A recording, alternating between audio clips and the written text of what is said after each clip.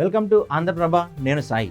తెలంగాణలో ప్రస్తుతం ఉనికి కోసం ఇబ్బందులు ఎదుర్కొంటున్న పార్టీ ఏదైనా ఉందంటే అది బీఆర్ఎస్. అదేంటి, 10 ఏళ్ళు ఏకదాటిగా అధికారంలో ఉండి ఉద్యమ పార్టీగా అత్యంత ప్రభావం చూపిన బీఆర్ఎస్ కేవలం ఎన్నికలు ముగిసిన 3 నెలలకే అధికారం కోల్పోయిన 100 రోజులకే ఇంతటి దుర్భర పరిస్థితుల్లో చిక్కుకుంటుందా అనిపించేలా ఉంది రాజకీయం. కానీ దీనికి పునాది 5.5 ఏళ్ల కిందటే పడింది. తెలంగాణలో మొన్నటి అసెంబ్లీ ఎన్నికల్లో అధికారం కోల్పోయిన బీఆర్ఎస్ నుంచి వలసలు ప్రారంభమయ్యాయి. సిట్టింగ్ ఎంపీలు 4 ఆ పార్టీని వీడారు. ఖైరతాబాద్ ఎమ్మెల్యే దానం నాగేందర్ ఎమ్మెల్యేల జంపింగ్ కూడా మొదలైందని స్పష్టమవుతుంది.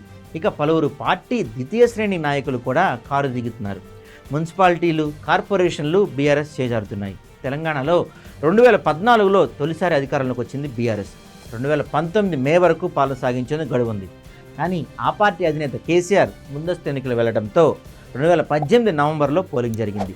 అప్పటి వాతావరణం బట్టి బీఆర్ఎస్ ఘన విజయం సాధించింది.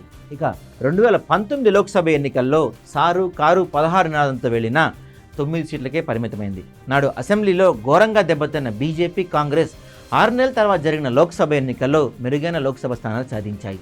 ఇక ఇప్పటి బీఆర్ఎస్ పరిస్థితి వస్తే 2018 అసెంబ్లీ ఎన్నికలు 2019 లోక్సభ ఎన్నికల వరకు సాఫీగానే సాగింది.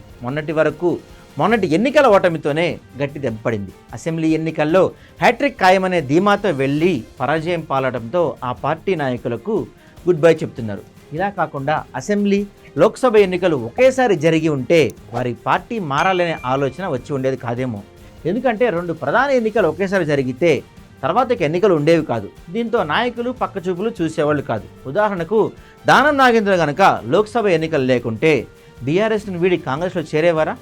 చెవెళ్ల ఎంపీ రంజిత్ రెడ్డి బీఆర్ఎస్ నుంచి మారి కాంగ్రెస్ టికెట్ తెచ్చుకునే ఛాన్స్ ఉండేదా? జహీరాబాద్ ఎంపీ బీబీ పాటిల్ బీజేపీలోకి వెళ్ళేవారా? ఇలా చెప్పుకుంటూ పోతే 2018లో ముందస్తుకు వెళ్ళటం అప్పటి కేసీఆర్ తీసుకున్న సరైన నిర్ణయమే. కానీ ఇప్పుడు చూస్తేనే తెలుస్తుంది దెబ్బ పడిపోయిందని. అప్పుడు గనక కేసీఆర్ ముందస్తు ఎన్నికలకు వెళ్ళకపోయి ఉండుంటే ఇప్పుడు పరిస్థితులు వేరేలా ఉండే అంటున్నారు రాజకీయ విశ్లేషకులు.